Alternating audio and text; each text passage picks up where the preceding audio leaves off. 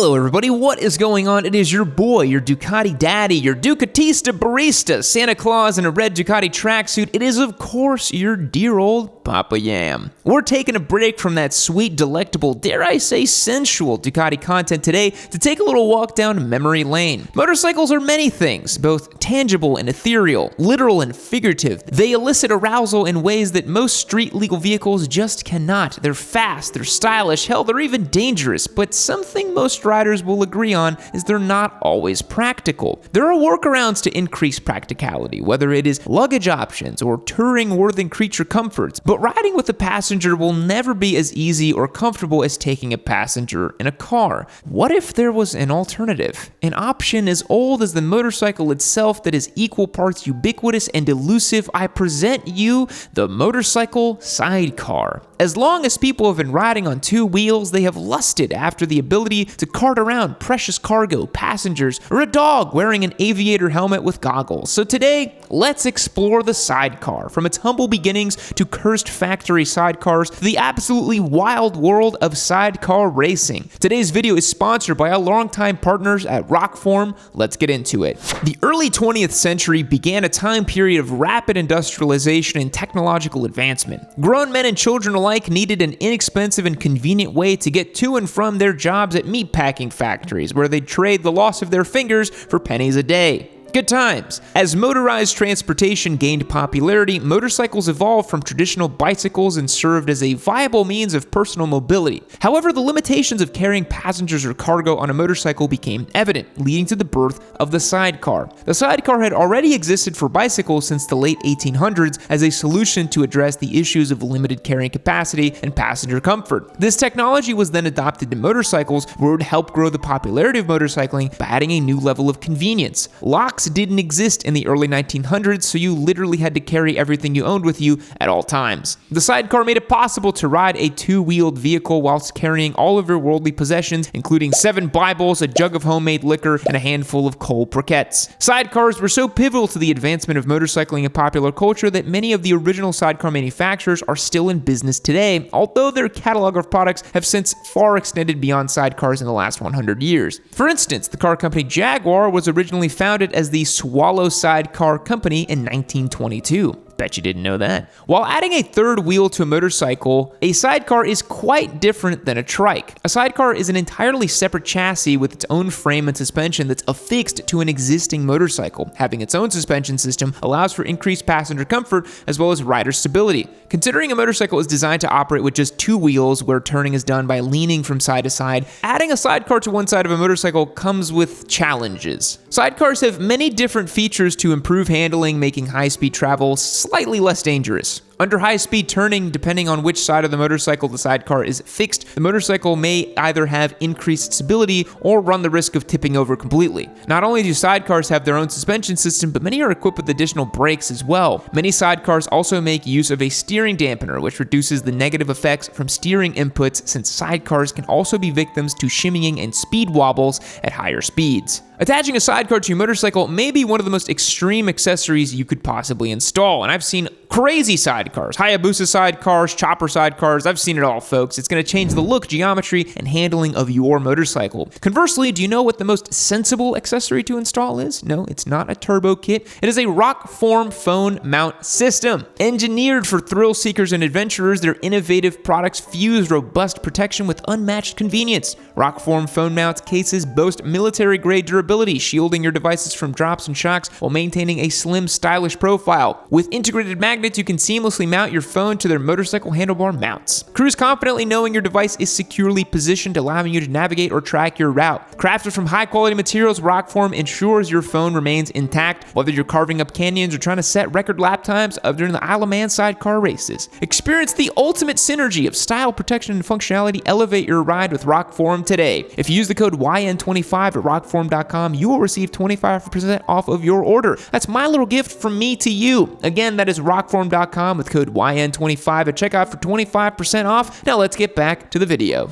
War! What is it good for? Selling motorcycles, of course. Just like Harley-Davidson utilized the military-industrial complex to become America's favorite motorcycle manufacturer and ultimately shape the trajectory of motorcycle culture in the United States, 20th century wartime also solidified the prevalence of the motorcycle sidecar. Motorcycle sidecars were extensively used in military history, particularly during the two world wars. These sidecar-equipped motorcycles played various roles in military operations due to their versatility, agility, and ability to navigate difficult terrains. Sidecars were first used in World War I, where they were used as recon vehicles, machine gun carriers, and general transport vehicles. It was easier to navigate the rugged terrain of war-torn Europe on a motorcycle than a prehistoric motor carriage, but motorcycles without sidecars offered limited room for supplies and firepower. Motorcycle sidecars were used in World War II as well, solidifying their place in the annals of time and earning a rightful place in the history books, right next to a phallic illustration of that cool S drawing from the 90s. With the popularity of motorcycle sidecars in the American military, the sidecar quickly made its way into popular culture.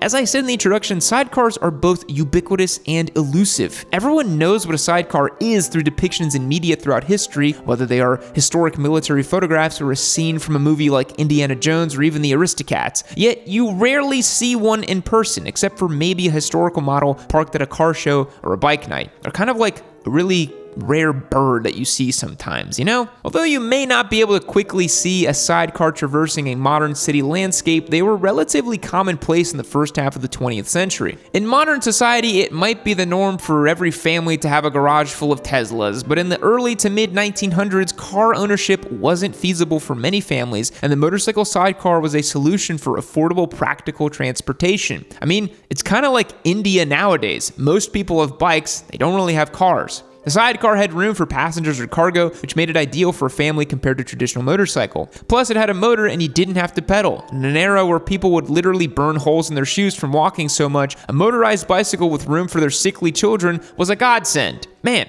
society has improved a lot, guys. It's actually not that bad. The sidecar proved itself in a commercial setting as well, being the chariot of choice for delivery drivers, postal workers, and independent vendors. After the economic boom of the 1920s, motorcycle sidecars also served as a recreational luxury for individuals and families. Even those who were social standings didn't force them to rely on a motorcycle with a sidecar as their sole transportation, found pleasure in riding for recreation. Ultimately, following the defeat of the Axis powers, automobiles became less expensive and more attainable for the average family. As a result, sidecars waned in popularity, although they would remain as a fixture of popular culture. During World War II, both BMW and Zundap produced military motorcycles with sidecars that were extensively used by German armed forces. The BMW R75 and the Zundap KS750 were renowned for their off-road capabilities and rugged construction. These motorcycles were often employed for reconnaissance, transportation of soldiers, and hauling small artillery pieces. The Soviet Union manufactured motorcycle sidecars under the brands Ural and Dnieper. These motorcycles were based on pre-war BMW designs that were acquired through various means. Ural and Dnieper sidecars gained popularity due to their durability, simplicity, and the ability to traverse challenging terrains. They were often used for civilian transport and military purposes. The Ural brand still exists today, and they sell motorcycle sidecar models with switchable two-wheel drive. We had a Ural on the channel a few years ago. They are wonky and absurd. The Watsonian Squire company has been in the sidecar business since 1912 and has made aftermarket sidecars for Harley-Davidson, Triumph, and Royal Enfield. They might be one of the few remaining companies to manufacture motorcycle sidecars on a larger scale. So if you're watching this video and thinking, man, I never knew I needed a sidecar on my Meteor 350 until now, I suggest you check out Watsonian. It seems like your other options would be limited to sidecars from Alibaba or Temu.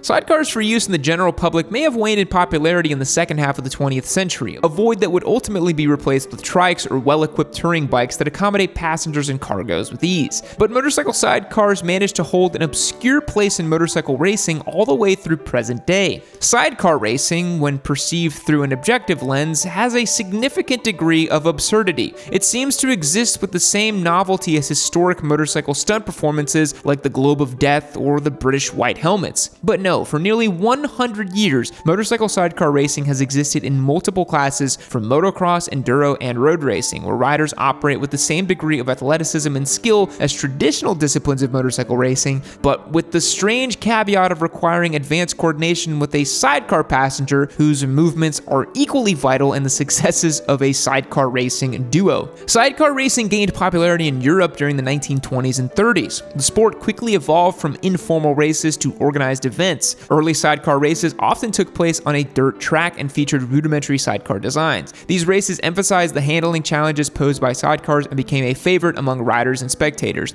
After World War II, sidecar racing experienced a resurgence in popularity. The post-war period saw advancements in sidecar design, safety, and track facilities. Sidecar races were held on various types of tracks, including road circuits, oval dirt tracks, and grass tracks. The famous and deadly Isle of Man motorcycle racing event even holds sidecar races. The inaugural Sidecar TT race took place in 1923. The addition of the Sidecar TT race added a new dimension to the event, highlighting the unique dynamics and added complexity of sidecar racing. Seriously, look at this footage. These dudes are nuts. Sidecars used for motorcycle racing have evolved independently of those used for traditional civilian use. They are designed for performance and stability during high-speed maneuvers. The motorcycles themselves are not traditional bikes either. Older classes in sidecar road racing generally resemble solo motorcycles with a platform attached, where modern racing sidecars are low and long and borrow much technology from open-wheel race cars. In all types of sidecar racing, there is a rider and a passenger who work in unison to make the machine work, as they would almost be unrideable without the passenger in the correct position. Road racing sidecars became a change away from normal motorcycle racing in the 1950s, with them becoming lower and using smaller diameter wheels. Racing sidecars also kept the enclosed dustbin style fairing, a design that had been banned in normal racing events. On a sidecar racing motorcycle, the pilot kneels behind the engine as opposed to sitting on a seat above it, the goal of retaining a low center of gravity. Motorcycle sidecars for racing are long and low to the ground, using smaller tires than a traditional bike as well. As the sport progressed, more innovations were made to sidecar motorcycles, such as the engine being moved to the rear of the motorcycle. The FIM Sidecar World Championship is the current international sidecar racing competition. It was formerly referred to as Superside. Yamaha, Kawasaki, and Suzuki each have motorcycles that compete in the sidecar racing event. The participating motorcycles are all purpose-built machines that almost have more in common with open-wheel race cars than traditional motorcycles, with their long, flat chassis, rear engine, and using tires with a long, flat, wide profile. These machines were known as Formula One sidecars, which used 1000cc engines until the size requirement was reduced to 600cc's in 2017. Formula 2 sidecars use a more traditional front engine style and use smaller displacement engines. Formula 2 sidecars are still preferred by many sidecar racers and are used at the club and national level. F2 sidecars are the platform used by all racers during the Isle of Man Sidecar TT, as F1 machines were considered to be too fast and too dangerous for the Isle of Man mountain course. Consider that for a second. They considered it too dangerous. Imagine how dangerous that actually was. The lap record for the Sidecar TT is 18 minutes and 59 seconds, an average speed of 119 miles an hour set by Ben Birchall and passenger Tom Birchall in 2018, which is absolutely crazy. Motorcycle sidecars are weird. They've lived many lives over the last 100 years, from experiencing wartime glory to trivialized pop culture caricatures to the fascinating and extreme world of sidecar racing. For such a niche area of motorcycling, sidecars have managed to permeate the hearts and minds of racers and Disney characters alike, and that's a feat that even the Hayabusa hasn't accomplished. Thanks for making it all the way to the end of the video. Be sure to subscribe if you enjoyed the video. We've got a ton more of exciting stuff in the pipeline. If you think we've peaked after the Ducati giveaway, you are mistaken. We have so many exciting things to come left in 2023, so be sure to subscribe and stay tuned for what's yet to come. Fact: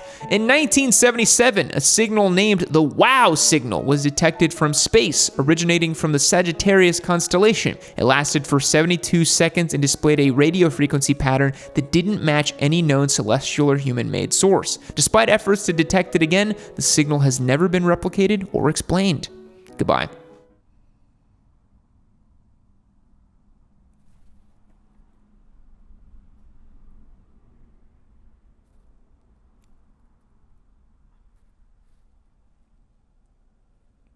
Keep watching Amy Noob!